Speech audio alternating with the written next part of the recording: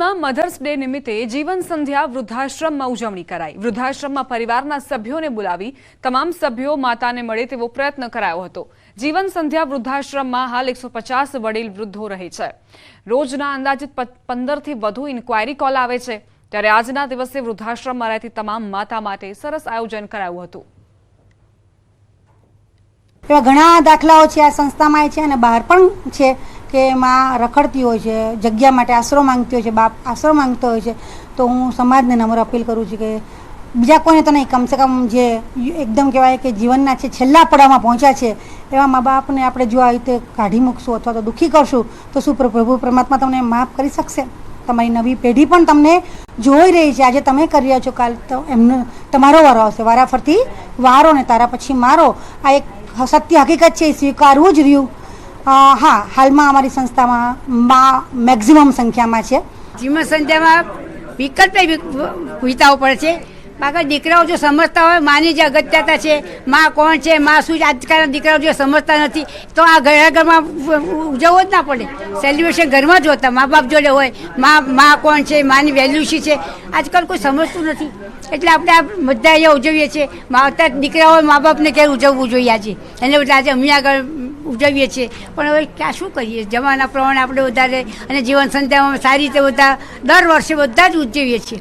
વેકેશનમાં વલસાડનો નારગોલ દરિયા કિનારો બન્યો છે પ્રવાસીઓ માટે હોટ ફેવરિટ ડેસ્ટિનેશન। ઉમરગામના નારગોલ ગામના આ દરિયા કિનારાની ખાસિયત એ છે કે તમને દરિયાની સાથે અહીં જંગલની મજા પણ મળી જશે।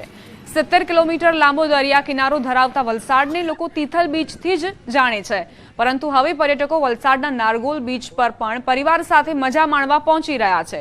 એક તરફ ઘૂઘવતો અફાટ દરિયો અને બીજી તરફ ગાઢ જંગલની સાથે અહીં વિવિધ રાઇડ્સ પણ ઉપલબ્ધ છે। પહેલા અહીંની સ્વચ્છતાના કારણે લોકો વધુ આકર્ષાતા, પરંતુ અન્ય વ્યવસ્થાઓ ન હોવાના કારણે લોકો મુલાકાત લેવાનું ટાળતા। જો કે હવે નારગોલના આ દરિયા કિનારા પર ઇકો ટુરિઝમ પોઈન્ટ બનાવવામાં આવતા મોટા પ્રમાણમાં પ્રવાસીઓ મુલાકાત લેવા પહોંચી રહ્યા છે।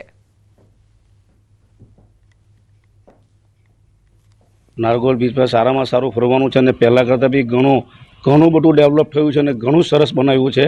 છોકરાઓને તેમજ બધા વ્યક્તિઓને બી ખરેખર ફરવા જેવું સ્થળ છે અને ખરેખર પહેલાં જે દરિયા કિનારો એકદમ સુનસાન લાગતો હતો, અત્યારે એ જ દરિયા કિનારા પર ઘણી બધી વસ્તુઓ છે।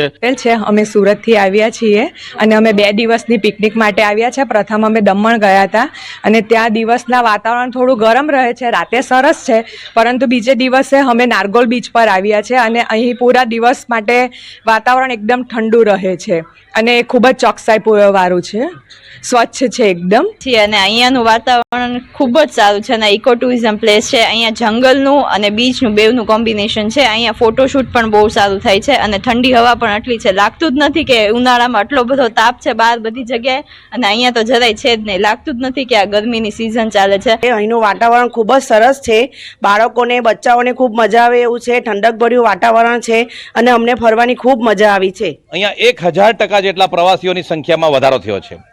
આજે નારગોલની અંદર સુરત, પૂના, બોમ્બે, ભાવનગર, રાજકોટ, અમદાવાદથી મોટી સંખ્યામાં પ્રવાસીઓ રોજ આવે છે અને જે ટુરિઝમનું એ પ્રકારનું ડેવલપમેન્ટ અહીં થઈ રહ્યું છે કે વીકેન્ડમાં પહેલાં આવતા હતા, હવે જ્યારે પણ આવે તો નારગોલ ગામનો દરિયા કિનારો પ્રવાસીઓથી ભરેલો દેખાય છે, જેના કારણે અહીંયા સ્થાનિક લોકોને, ખેડૂતોને, માછીમારોને અને જે ગરીબ વર્ગના જે માણસો છે એમને રોજગારીની તક મળી છે।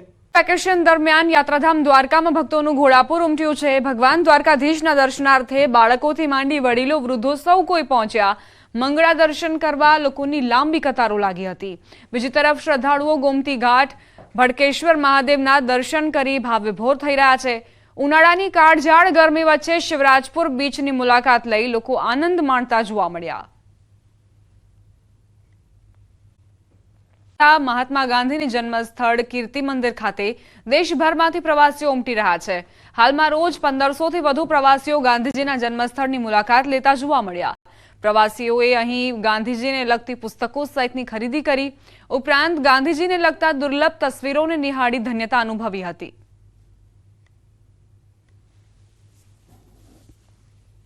સૌથી પહેલાં ગયા અમે સુદામા મંદિર ને પછી કીર્તિ મંદિર આવ્યા। 30 વર્ષ પહેલાં અહીંયા આવ્યો હતો, મને મનમાં ઈચ્છા હતી કે જઈએ ચોક્કસ, તો બધા આખા ફેમિલી લઈને જો બધો થવા આવ્યો છું। ગાંધી સ્મૃતિ જોઈને ઘણો આનંદ થયો. बहुत दिन से इच्छा थी कि हम पोरबंदर सोमनाथ और द्वारिका घूमने चलें. हमने पोरबंदर देखा, इसके पहले हरसिद्धि माता का मंदिर देखा, द्वारका जी गए, सोमनाथ मंदिर गए, भेट द्वारिका देखा, समुद्र देखा, बहुत सारे सीन देखने को मिले. તીખી નહીં પરંતુ મીઠી છે. નવાઈ લાગે ને?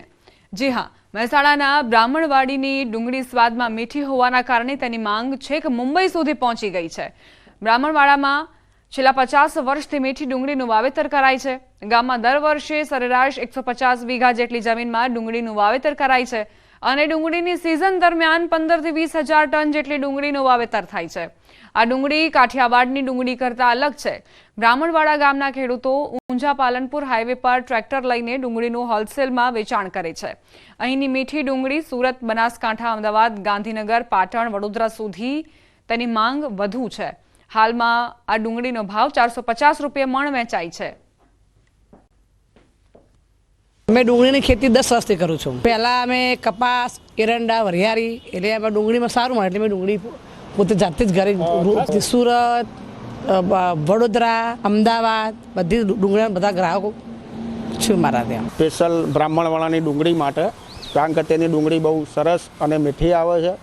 અમારે ત્યાં સુરત, નાસિક બાજુની આવતી હોય છે, પણ એના કરતાં અહીંયાની બહુ ગળચટીને સારી એવી હોય છે. ઘણો ડિફરન્ટ હોય છે. તે આ ડુંગળી અમારે બેઠી અને ગોળ હોય છે સારી, અને ખાવામાં બી એકદમ મીઠી હોય છે, તીખી હોતી નથી. નાસિકની ડુંગળી અમારે ત્યાંની તીખી આવે છે. યાર્ડમાં સુરતની પ્રખ્યાત કેસર કેરીની બમ્પર આવક શરૂ થઈ છે.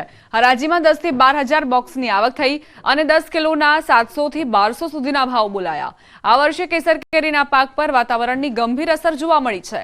સતત ગરમી અને કમોસમી વરસાદના કારણે કેરી ખૂબ ખરી હોવાથી ઉત્પાદન પર અસર પહોંચી.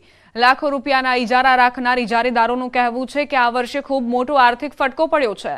આવક ઓછી છે, ભાવ 10 કિલોના 700 સુધી મળે છે અને અમુક બોક્સના 1200 રૂપિયા મળે છે, જેની સામે બહુ જ મોટો ખર્ચ આવે છે.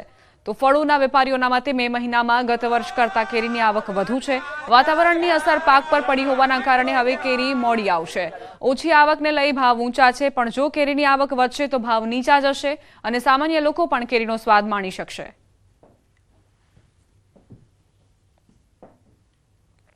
ખર્ચો એટલે મણે ગણી લેવાનું, 400 થી 500 રૂપિયા ખર્ચો ગણી લેવાનું. 30 થી 35 રૂપિયાનું બોક્સ છે. પછી 10 થી 20 રૂપિયા દલાલું ભાડું ગણવાનું. 110 રૂપિયા દલાલું ભાડું છે. પછી એમાં મજૂરી ગણો તમે, 500 રૂપિયા મજૂરી લેશે, 700 થી 700 રૂપિયા મજૂરી છે. એમાં આમાં કાંઈ મળે એમ નથી, નુકસાની જ છે. કેરી પૂરી થવા માંડી. મારી પાસે અત્યારે 72 લાખનું ઇજારા હતા. અમે બધા દેવપૂજક સમાજમાં ઇજારા રાખી છે. અત્યારે અમારી જ પરિસ્થિતિ એવી છે કે અમારી ઘરના પૈસા થયા નથી અને બધા એમ કે 1200 રૂપિયા, 500 થી 600 700 સુધી સારી કેરીની ક્વોલિટી જુનાગઢમાં વેચાય છે. વધીને 2 થી 3 બોક્સના 1200 રૂપિયા આવે, બાકી કેરીનો ભાવ ઊંચો આવતો નથી. આજરોજ જુનાગઢ માર્કેટ યાર્ડમાં કેસર કેરીની આવક 10 થી 12 હજાર બોક્સની થયેલ છે. દર વર્ષ કરતાં આ વર્ષે 5મા મહિનામાં કેરીની આવક થોડીક વધારે લાગે છે, પણ દર વર્ષની જેમ જે કેરીઓ આવતી હતી એ પ્રમાણે લેટ આવશે અને વાતાવરણની હિસાબે થોડોક પાક લેટ છે અને થોડોક ઓછો છે. જેમની હિસાબે આજરોજ કેરીના ભાવ રૂપિયા 600 થી 1200 10 કિલોની માર્કેટ યાર્ડમાં વેચાય છે અને અમને એવી આશા છે કે હજુ પણ 8-10 દિવસ પછી આવક વધે એવું લાગે છે. આગામી 6 દિવસ માટે આ વરસાદની આગાહી હવામાન વિભાગે કરી છે. થંડરસ્ટોર્મ એક્ટિવિટીના કારણે જ વરસાદી વાતાવરણ ઘણા એવા જિલ્લાઓમાં જોવા મળશે. સૌથી વધારે અસર સૌરાષ્ટ્ર, કચ્છ, દક્ષિણ મધ્ય ગુજરાતમાં થવાની સંભાવનાઓ પણ વ્યક્ત કરવામાં આવી છે. देखिए आगे आने वाले जो 5 दिनों की हम बात करें तो मुख्य तौर पे जो है गुजरात में जो है तापमान अधिकतम तापमान अपने नो लार्ज रेंज में बना रहेगा, जिसमें जो है अगले आने वाले कुछ दिनों के लिए जो अगले 6 दिनों के लिए हमने कई हिस्सों में जो है लाइट रेन के अनुमान भी हैं, तो उससे तापमान में जो है अभी ज़्यादा बड़ा देखने को नहीं मिल रही है, नो लार्ज रेंज में भी बना रहेगा और बारिश के साथ ही तापमान कुछ जगहों पे थोड़ा बहुत नीचे भी आएगा, लेकिन उसके बाद फिर वो नेक्स्ट वीक से जो है तापमान वापस जो है राइज करेगा. साथ ही अगर हम बात करते हैं पिछले 24 घंटों में कैसा रहा अधिकतम तापमान, उसमें अहमदाबाद में 41.6 डिग्री सेल्सियस, गांधीनगर में 41.2 डिग्री सेल्सियस अधिकतम तापमान दर्ज किया गया है. साथ ही अहमदाबाद का जो तापमान 41.6 है वो हाईएस्ट तापमान रहा है पिछले 24 घंटों में पूरे गुजरात में.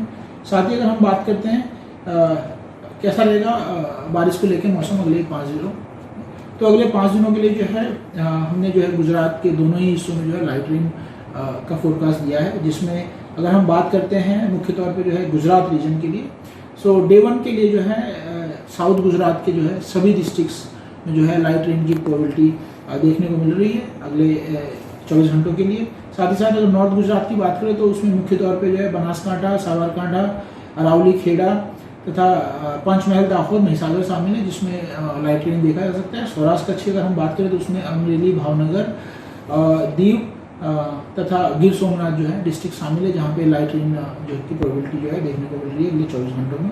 साथ ही अगर हम बात करें डे 2 के लिए भी जो है डे 2, डे 3 के लिए, डे 1, 2, 3 अगर हम बात करें तो साउथ गुजरात में सभी डिस्ट्रिक्ट्स में जो है लाइट रेन जो है की प्रोबेबिलिटी है।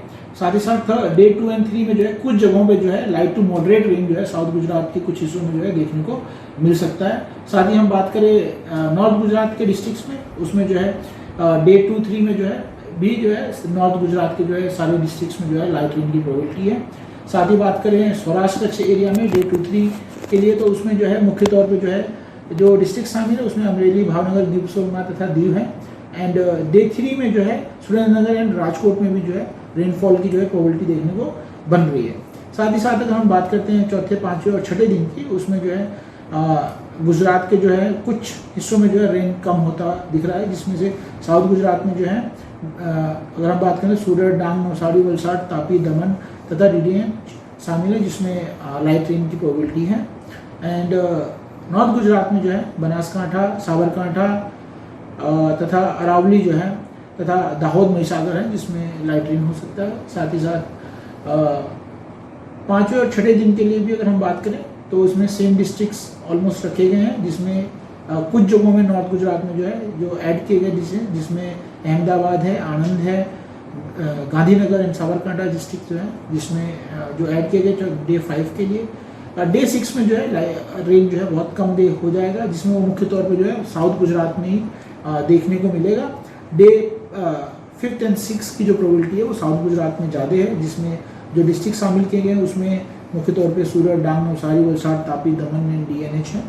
साथ ही सौराष्ट्र कच्छ की अगर हम बात करें तो सौराष्ट्र कच्छ में भी अगर हम बात करते हैं 5वें और 6ठे दिन की, उसमें अमरेली, भावनगर, गिर सोमनाथ, दीव शामिल हैं। साथ ही साथ सुरेंद्रनगर में भी जो है 5वें दिन में जो है प्रोबेबिलिटी है कि लाइट रेन की प्रोबेबिलिटी देखने को मिल रही है। साथ ही अगर हम बात करें थंडरस्टॉर्म वार्निंग की, डे 1 के लिए जो है सौराष्ट्र कच्छ रीजन में जो है येलो वार्निंग रहेगी थंडरस्टॉर्म के साथ।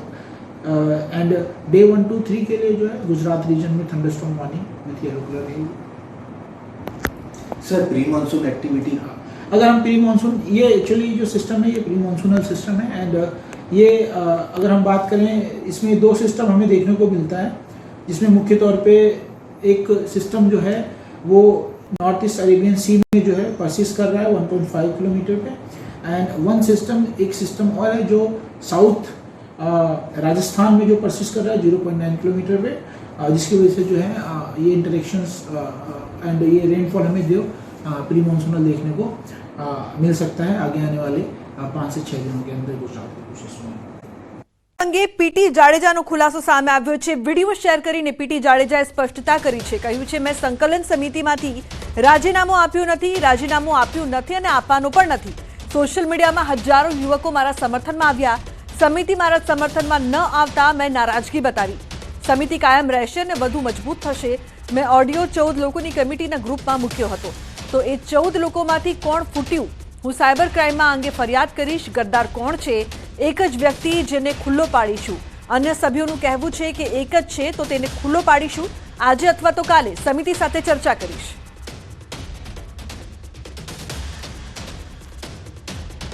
પહેલા તો મેં રાજીનામું આપવાનું કીધું હતું, આપ્યું નથી અને આપવાનો પણ નથી। મારે જે થોડો ઘણી નારાજગી હતી એ મીડિયામાં અને સોશિયલ મીડિયામાં હજારો યુવાનો, લાખો યુવાનો સૌરાષ્ટ્ર અને ગુજરાતભરમાંથી બરાબર છે મારા સમર્થનમાં આવ્યા। સંકલન સમિતિ સમર્થનમાં ન આવી એટલે મારો થોડો નારાજગી હતી, એ નારાજગી મેં વ્યક્ત કરી છે। હું રાજીનામું આપવાનો નથી, રાજીનામું આપીશ નહીં। આ સંકલન સમિતિ છે, કાયમ રહેશે અને જે આનાથી મજબૂત બનશે।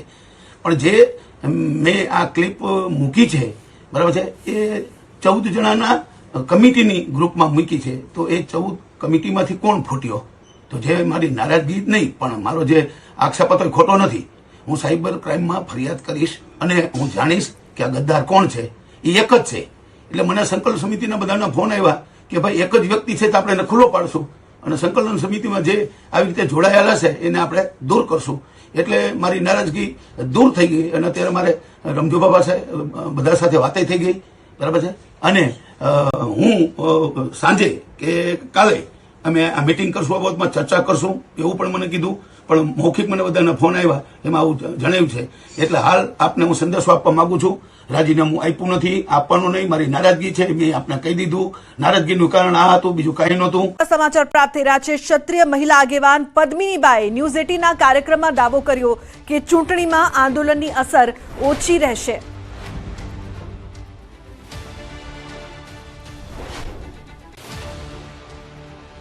તો મહત્વનું છે કે જે દાવો કરવામાં આવ્યો છે ક્ષત્રિય સમાજના આંદોલન અંગે મોટા સમાચાર પ્રાપ્ત થઈ રહ્યા છે. પદ્મિની બાવાડ દ્વારા કહેવામાં આવ્યું છે કે આંદોલનની જે અસર છે તે ચૂંટણી પર ઓછી જોવા મળશે. મને તો નથી લાગતું કે આનું રિઝલ્ટ સારું આવે અને એક ચૂંટણી પૂરતું કદાચ આવે.